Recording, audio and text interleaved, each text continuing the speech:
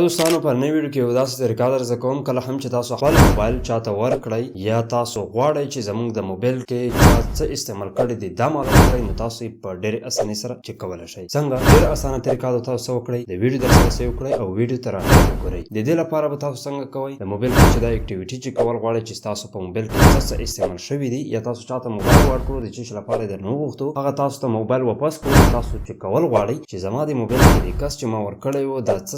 استعمال کړل نو هغه په ډېر اسانۍ سره کولی شئ. څنګه د دې لپاره به تاسو لاړ شئ یو برزر ته برزر کې به صرف دا سرچ کړئ چې مای اکټیویټي باید ستاسو په دې برزر کې جمیل چې کوم دی لوګین وي نو مای اکټیویټي مو چې سرچ کړه دا ویب سایټ به درته راشي د ګوګل افیشل ویب سایټ په مای اکټیویټي باندې به کلیک والئ. په دې ځای کې به تاسو وکړئ لاندې راشئ. لاندې راتلو سره اوس ما چې څه هم استعمال کړی دی په دې موبایل باندې هغه ټول ماته ښیي د هغه تاریخ ماته ښیي په هغې باندې چې کلیک وکړم د دې نور ډیټیل ماته چې کم دی راځي. نو په دې طریقې سره تاسو ته ښکاري چې ما برزر کې څه سرچ کړی دی ما کوم ویب سایټ ان کړی دی ما کوم ایپ ان کړی دی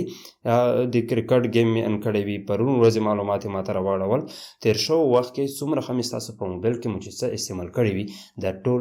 تاسو په دې طریقې سره معلومولی شئ. دا اکټیویټي به تاسو څنګه ختموئ یا دا اکټیویټي